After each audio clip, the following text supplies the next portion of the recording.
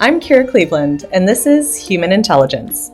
With my co-host, Ned Hayes, we talk about the importance of human creativity in the age of AI. Welcome to the future.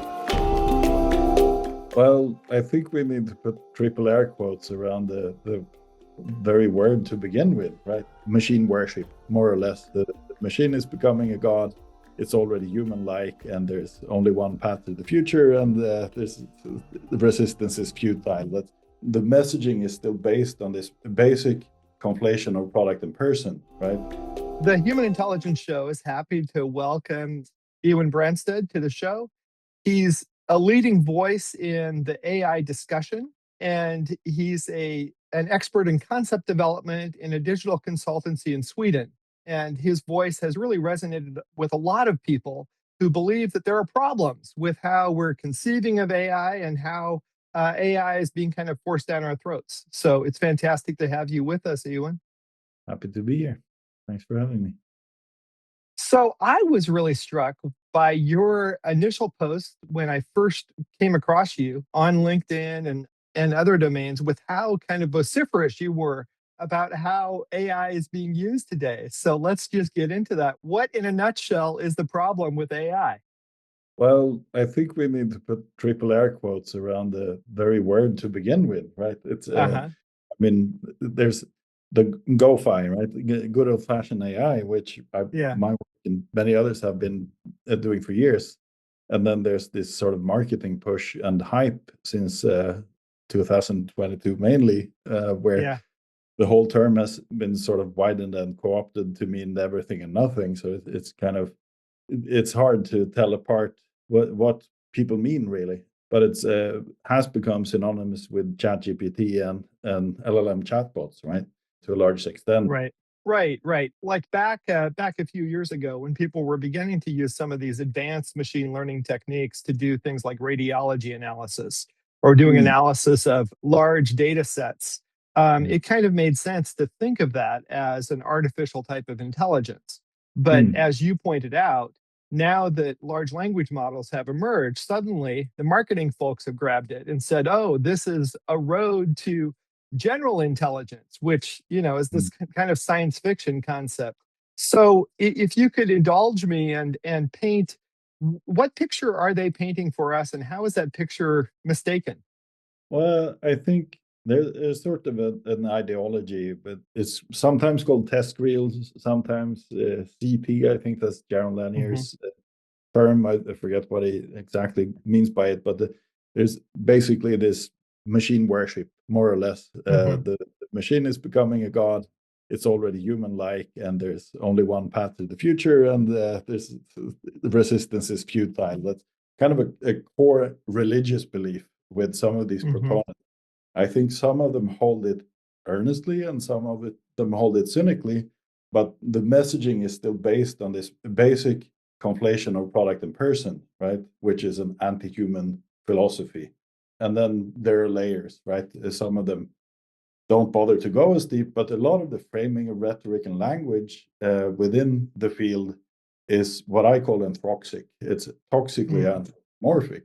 You apply human terms to sort of come at the entire discussion from a tilted angle, both in terms of the technology and its capabilities, Hmm. right? What can it even do?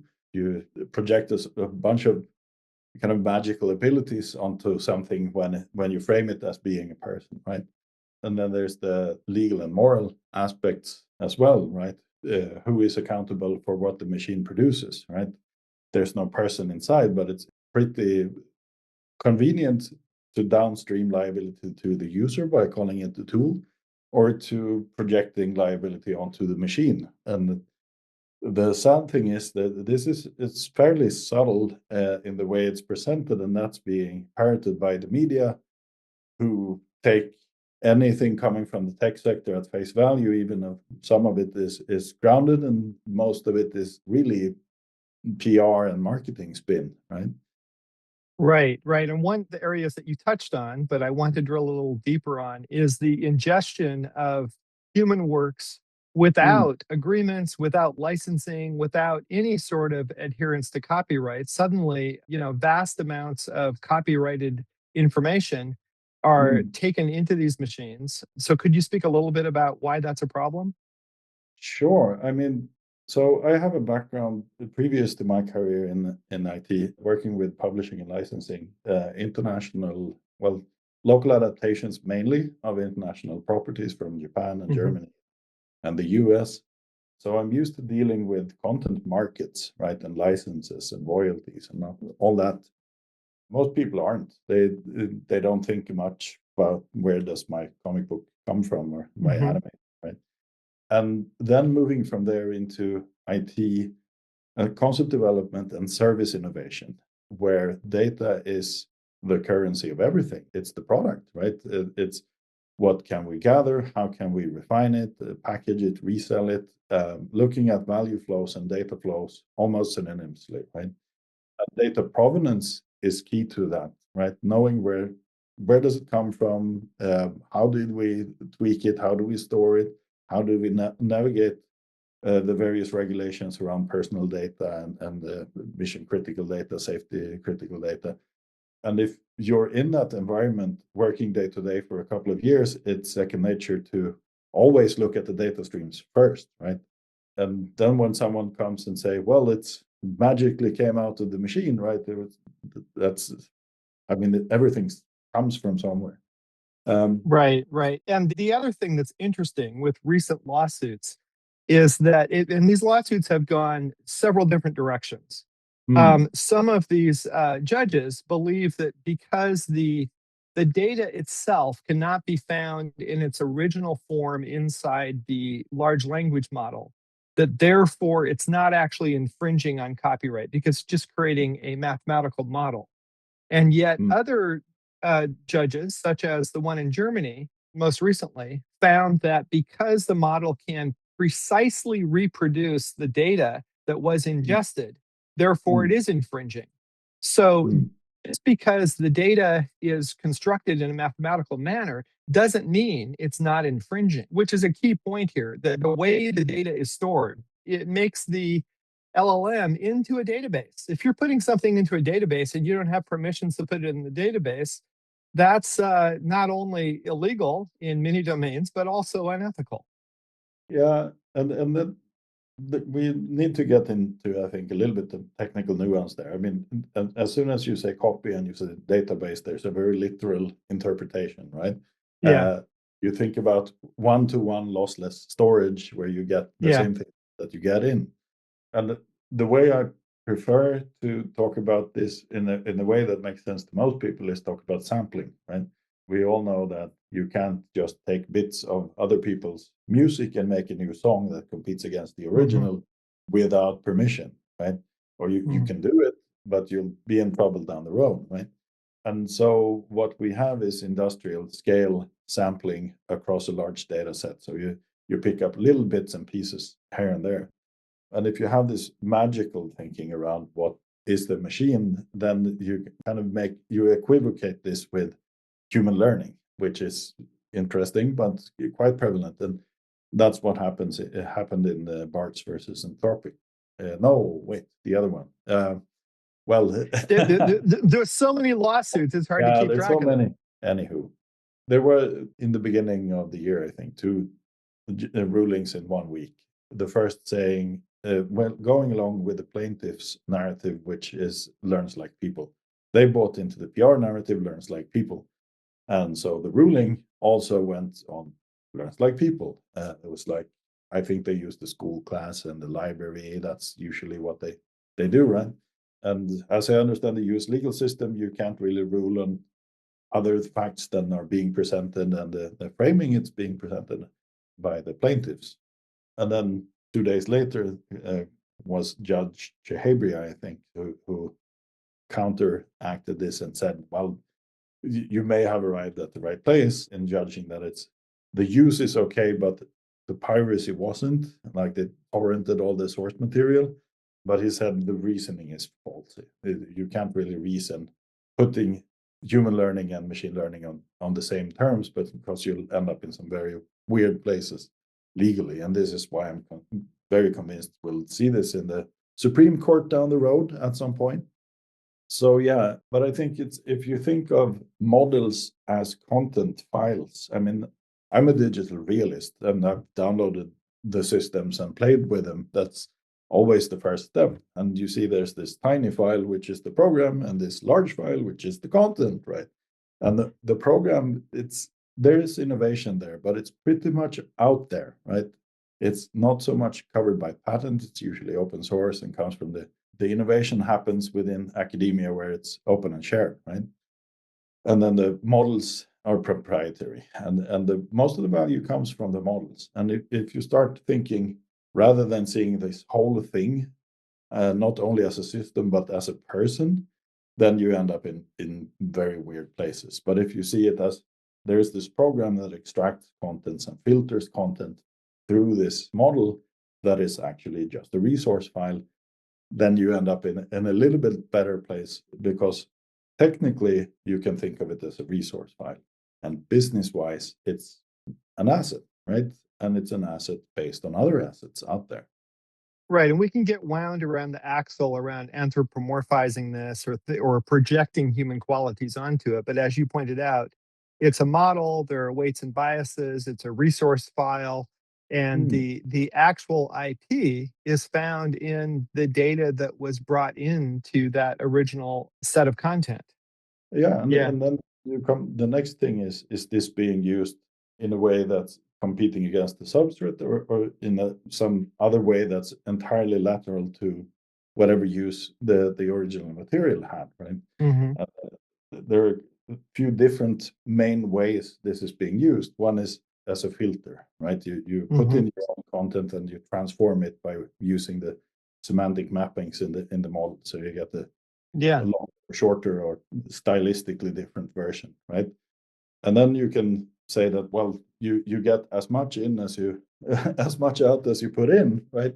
But Right, right. everything If you you get if out, you only yeah, ingest a couple books of children's poetry, you aren't going to be able to create much out of it. But if you're ingesting the complete works of humanity over the last 300 years, you'll probably get quite a bit more. But it really rests on that foundation of human copyrighted content. yeah, for sure.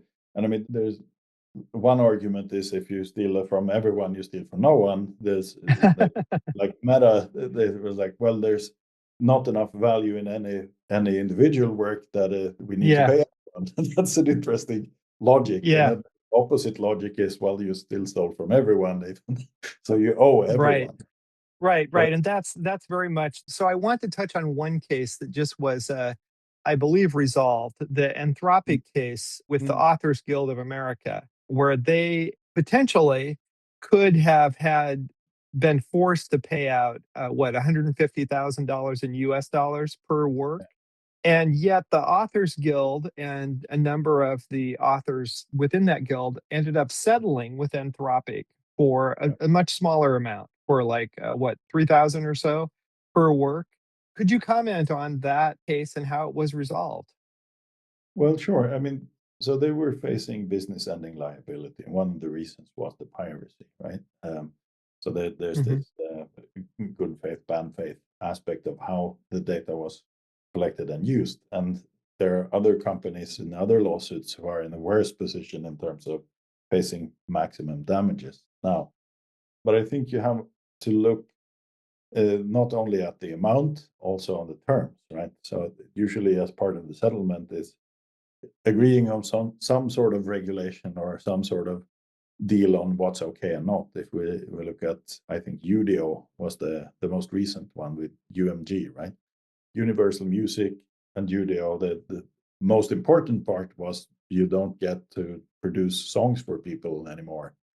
That's like step one. It's Right, right. over. Stop infringing in that manner. Yes. Yeah.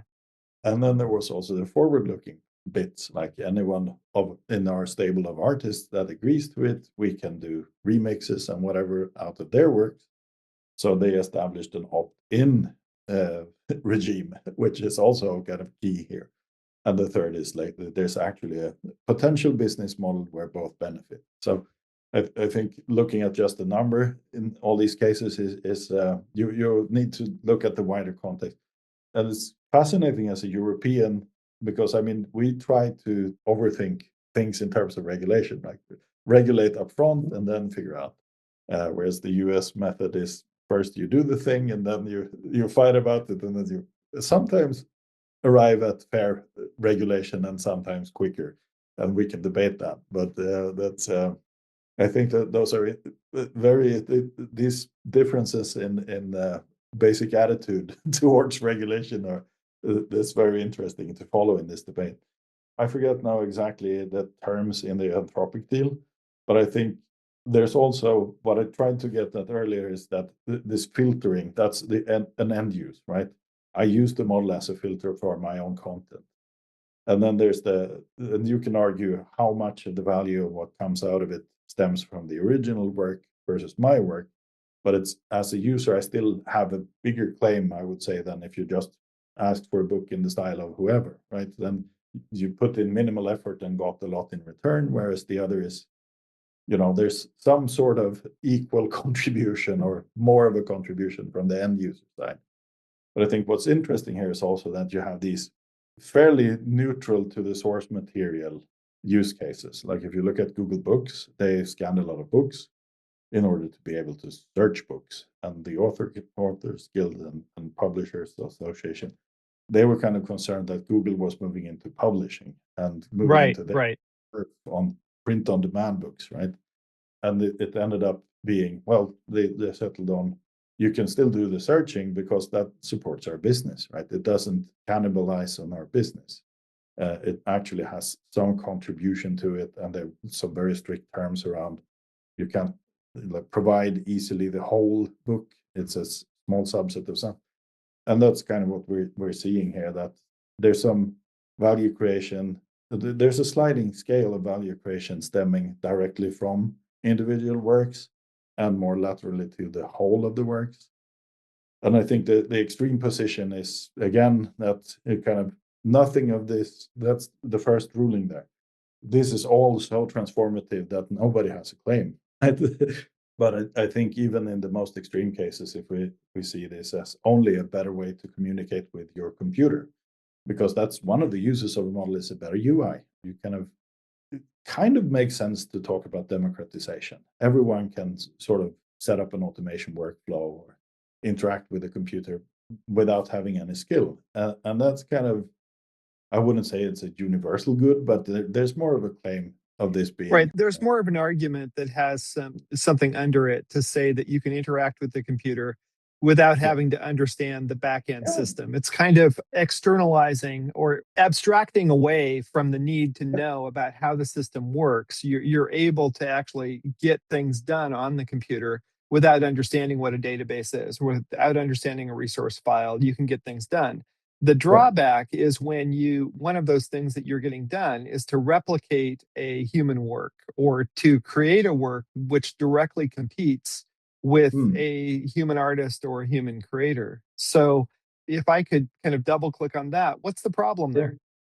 Well, so to just wrap up the thought on UI, I mean, that's a very fair claim on to say this is it has nothing to do with the books as such, right?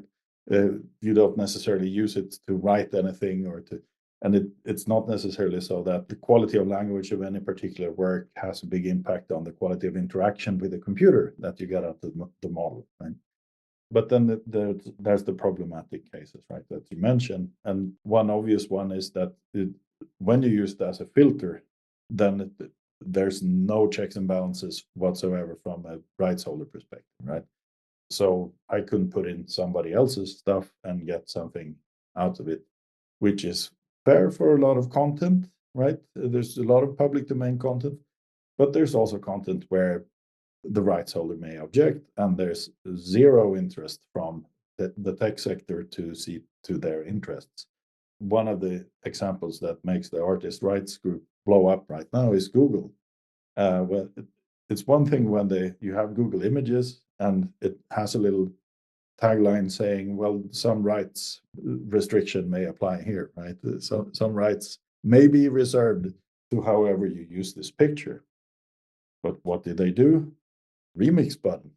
So they're basically flipping the whole table and saying, anyone who uses Google Images, here's a buffet of free content. remix it, make it yours with a click.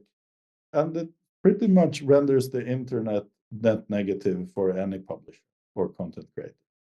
Right, It, right. I mean, if you're Disney or you're Warner Brothers and somebody can suddenly remix your content with your competitors yeah, and claim it as their own creation, I'm putting big quotes around creation, then what's the role of Disney or Warner Brothers in actually creating IP? yeah, yeah, and I'm less concerned for them. I'm more concerned for the next Disney, right? Or for the next Taylor Right, Swift, right. as Judge Haber put it.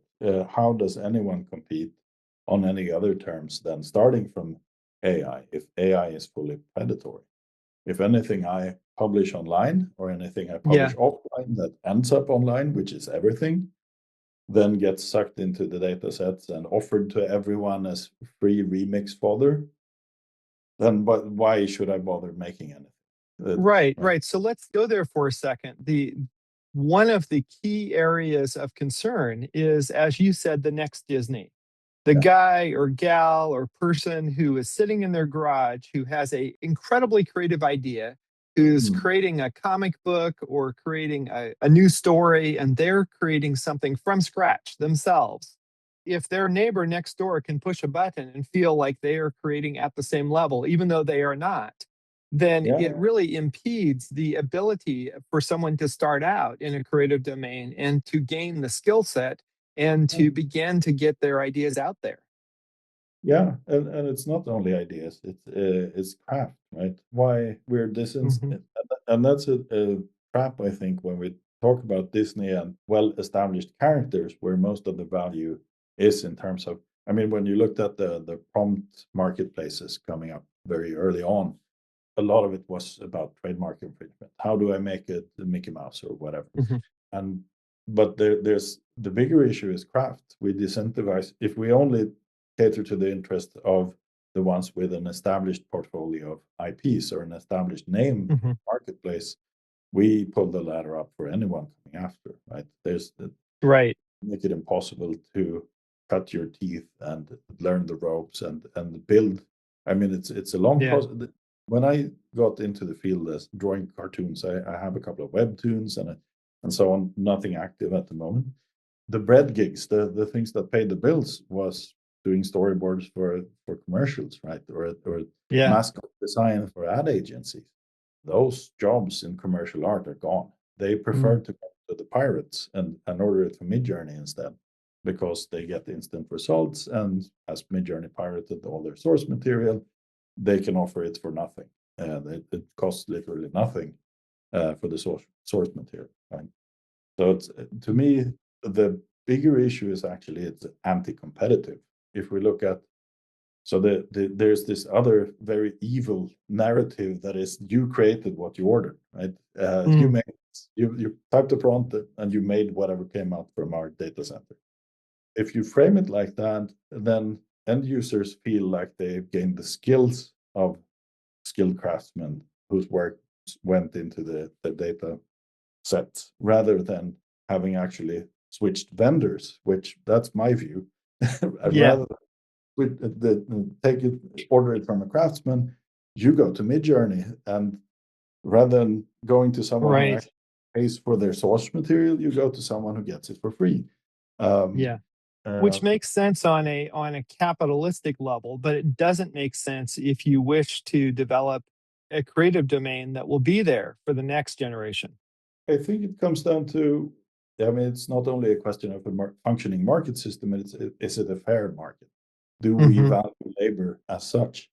And I think Hmm. there's two main critiques within the artist rights movement in AI and so on. The one is more based on labor being valuable in itself, craft Hmm. being more valuable thing, being able to write or make art in an and the other is more of a proprietarian, like a property based angle. Like if I invested in making all of this, my portfolio works, I should be the one collecting the rent, not those guys, Yeah. right? And sometimes it's both, but I think people tend to come at it a little bit more from one angle or the other. And if you look at the juniors, I mean, they don't have a portfolio. Where Right. Right. They're they just only have beginning. this. Yeah. Yeah. And they may be doing like ghost writing, or it's not even published under their name, even though it's their skills, right? And that's another. I mean, among comic artists, a lot of people, as in any other field, use somebody else's name for recognition, and they do assisting work, right? Editors don't often get credited for the massive amount of work they contribute to a book, for instance, or ghostwriters writing celebrity bios. Right. It's a whole range of crafts professions that are not associated with a portfolio and a name, right? And that's basically what we're removing the incentives for if we say, hey, we're only going to protect the ones with a name, the ones with a known character. Yeah, absolutely. Well, so we've talked previously before, not like this, but in messaging back and forth about how to protect human creators and how to ensure that human IP has provenance into the future. So, what is your perspective about what kinds of protections should be added? I'm happy to share ours, but I'd love to hear your perspective on that. How can we protect creators? Yeah, so there's on legal and technical level, and there's a kind of a blacklist and whitelist perspective, right? Now we have kind of flipped the default from ask first to protest Ask later. after. Yeah. Well, if even, I mean, Sue, I'm happy for the authors in the US, but it's a big world. There's a lot of other artists Yeah. and authors out there who don't have that possibility, right? And I'm glad that the big content dragons like Disney and Getty are doing the first round of that legal battle. That the risk that we're seeing now is Disney teaming up in the end against labor, right? Against all Right. the other. Right. Yeah. So yeah, but I see any protection is worthwhile, but none is sufficient. There's no sufficient way of protecting. I mean, what I see is a lot of people giving that whole internet and social media thing a miss and going fully the other direction, and I fully So support people that. going entirely back to analog, Yeah, you're and saying? Yeah. prints and the small runs and going to, well, into plumbing. That's another way, but maybe to sculpture or something that's not as easily replicated in digital media.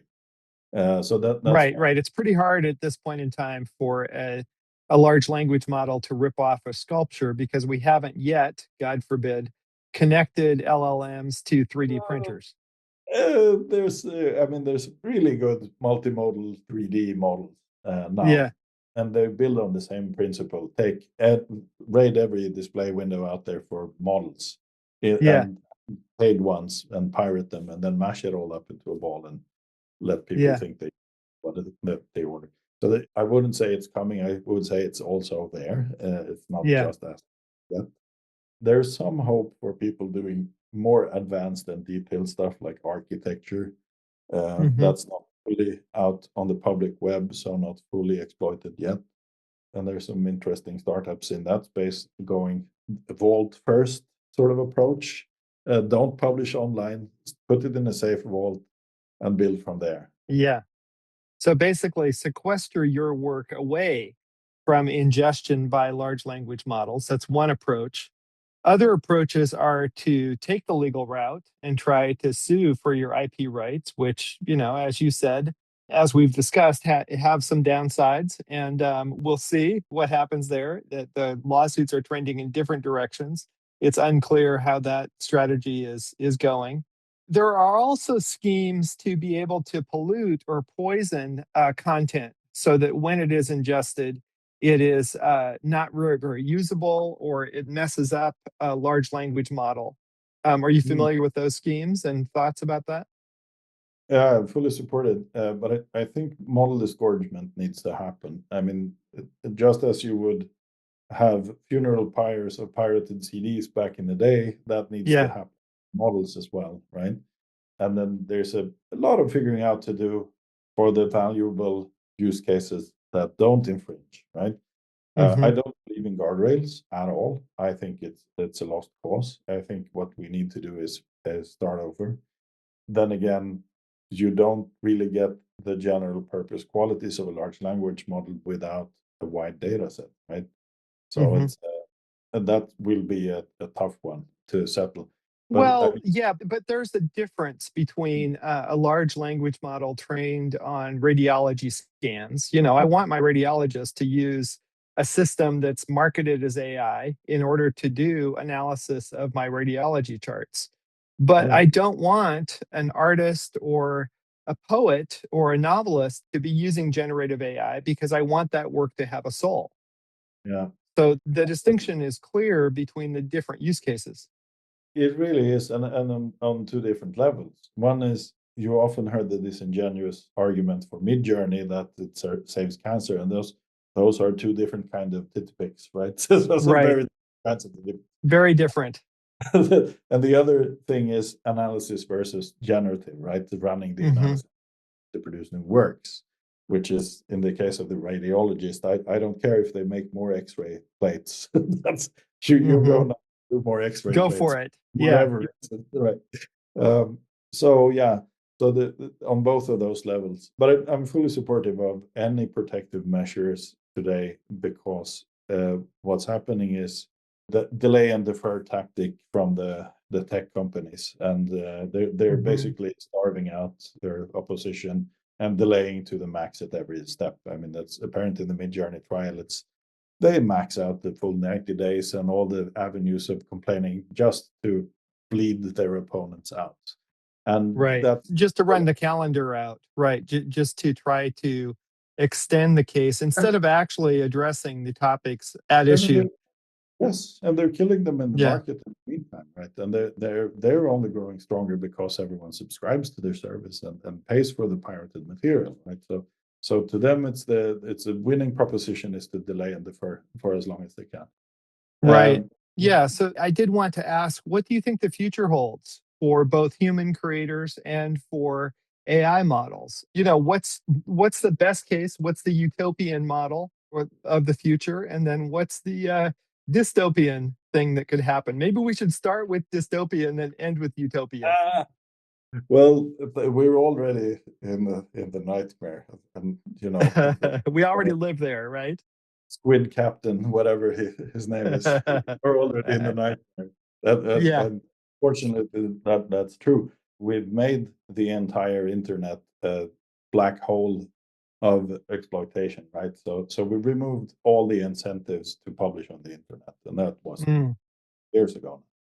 mhm. We also removed any incentives for anyone to make anything until this is settled, I would say. Yeah. Uh, Pretty much that's what we're saying. We removed the market incentives to create by any other means than AI. They have a free ride now. Anyone who uses AI has a free ride on everyone else. Yeah. Um, doesn't that can't go on forever. It's a matter of fundamental legal principles being violated across It's unsustainable. yeah, it's not going to last, but Yeah. that's where we are. We're in the dystopia now. Yeah. And the utopian ideal, I would go back to the property and labor versions of this, right? If you're established and if you're fine with kind of segueing out of the labor market, we've seen some veterans having a very positive take towards AI. Then maybe you're more interested in collecting your rents whenever you can on your old material. But I think if you're just starting out, we need to figure out a way to get some of the value back to the original creators. And at the moment, we don't have, I mean, we can't compete against someone who gets a free ride on everyone, right? And that's Right. not the automation as such. That's part of it, but it's a smaller part of it.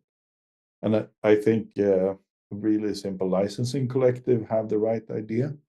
Mhm. That's Reddit and a million other web publishers who say pay per inference. If Yeah. you something in, then you pay on the way out. Uh, you know, and then Makes sense.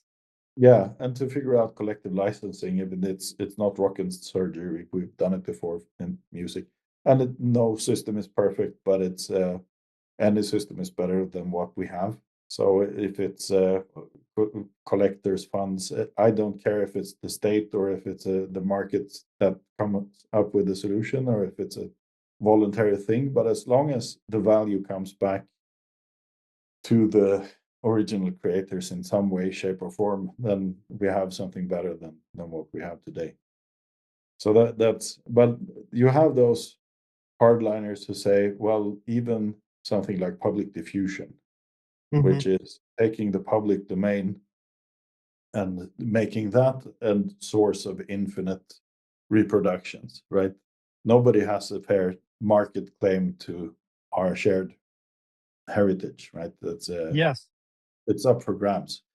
But there are those who argue, well, you're still make it impossible for the next Michelangelo's because they have to compete against all of history, right? You're pitted against all of art history as an artist.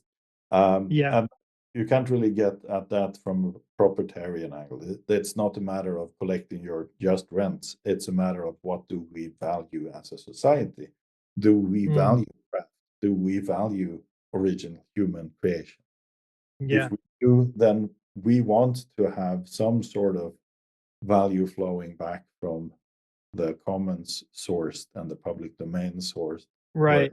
Well, because whoever gets to hoard to be the dragon on top of the public domain hoard and have the best public facing commercial service will outcompete everyone else, right? Right. So the model that you're proposing is similar in some regards, not identical, but is similar in some regards to the Napster world, where Napster made it possible to ingest and share everybody's IP, and eventually Napster was sued out of existence, and the industry created services that could stream music, and the artist did receive some pay for their work. Now, of course, I've interviewed Corin Tucker of Slater Kinney, the rock band, recently, and she states clearly that streaming has not put the right amount of money into musicians' pockets, but it's more than Napster was putting in.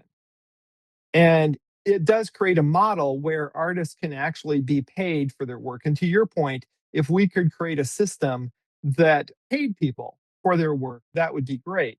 By the same token, I think it's important to point out that artists should have the ability, any artist, any creator of any type, should have the ability to opt out and say, no, I don't want my stuff in your system.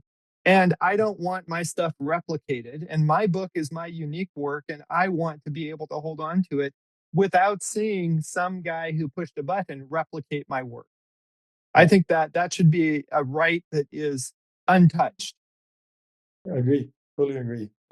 Consent, the end all be all. And then to your point on, I mean, Spotify, they still squeeze creators based on Yes.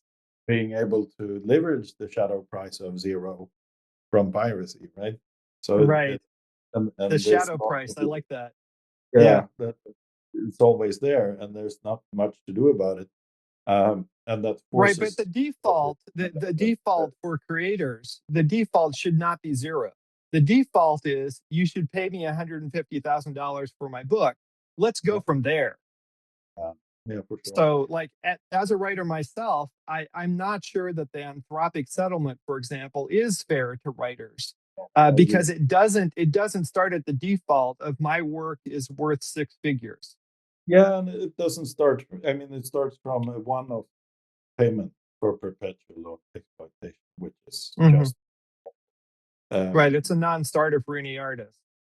paper inference makes more sense. Then it's Yeah. okay. Make money, we share it, right? Right. That's Right. uh, Well, and also you should have the ability to opt out. Yeah. yeah. Well, you and I had discussed how our group is approaching providing some protections to creators and trying to give them an analysis of where their work came from and if they actually created it, and Mm. therefore providing them with a paid certification. And I think you kind of pushed back on that and said, no, that's not fair. If you could kind of unpack why that's Yeah. not fair. And I totally Uh, appreciate your well, perspective. I'd love to hear it. I gotta admit, I didn't get that impression that you just gave me, Okay. how it was supposed to work. No, so my starting point is that exploiters should pay, right? But Yeah. protection is worth money. It's Mm, so that's it's kind of where do you put the onus? But I mean that's right. based on an idealist view that we get justice in the If end. if we could if we could live in utopia, right? If we could live in utopia, and then we wouldn't need the locks on our doors, right? Right. So I think that was my initial reaction, and because I've seen a lot of authenticity schemes of various kinds, and to me, it's a no-brainer to make generative AI companies mark their outputs. It's Mm, the onus is should be wrong. on them. Yes. Onus should totally be on them, and I don't Yeah. understand we don't enforce that. I mean, and then you get into, well, it's trivial to remove a watermark, right? Yeah. Um, but I gotta admit, I'm willing to look a bit closer at what you're offering and the fuller set of service that you allude to, Yeah. because it, I think when I first came across what you're doing, it was in the same span of a couple of weeks that I saw various voluntary human-made labels, and I was Yeah. like, this is all very cute, but it doesn't solve the problem, right? It's Right. so I would love to take a closer look and see what the more comprehensive view of what you're offering there.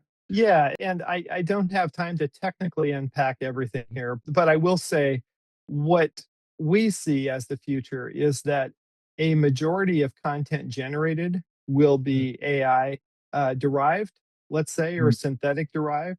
And yeah, so if you're able to label something with provenance-based origin and understand it as coming from human, that actual verified human content will be more valuable for the yeah, creator and for anyone who wants to license it. And if you can lock that down and say this is actually human, we can prove it, then that yeah. actually makes it very valuable to the creator and can maybe give the creator some legal standing, some royalty rights, and some ongoing investment. Not only by licensing companies, but also by companies that would want to be able to use that work in other regards, such as, on a bookshelf, for example. All for it. So I guess it boils down to also when generative AI content is being passed off as being original photography or human writing, or to me, it's clearly fraud, and I'm hoping to see that as the next wave of legal action. Is Agree, agree. and that's kind of where it I mean, if we can push back and get it to the place where passing something off as a drawing is seen as fraud and is taken by the legal system, treated as fraud, then we have less of a need, I think, of authenticity things. But that's a long road, and we need Right, in the meantime. right. But in order to show fraud, you have to know what genuine looks like, right? Yeah, yeah, Right, for sure. right. So that's what we're about. We're about proving something is genuine, and I think upholding the human over the artificial. Thanks. Yeah, I Yes. appreciate the time. Thank you. Thank you for the Same, conversation. same. Yeah, looking forward to keeping in touch and following what you do. Give that Absolutely. to Evan and the guy. He's with Okay, you. will do. Yeah. Well, and I will actually send you a certification since I've actually talked to you as a verified human, Oh, nice. just as a first step. So thank you for your time. Take care. Thank you. Take care. Bye. You can find out more about any of these news items and hear the complete interview on the extended premium version of our podcast at humanintelligence.news. Today's episode was produced by Ned Hayes and engineered by Muhammad Adnan. Our analog-only human-themed music was created for the Human Intelligence podcast by Josh Pinkston of Nature and Spirit. This episode, and every episode, is brought to you by the Human Intelligence Institute team. Thanks for listening to today's episode. As always, this episode is available online at humanintelligence.news.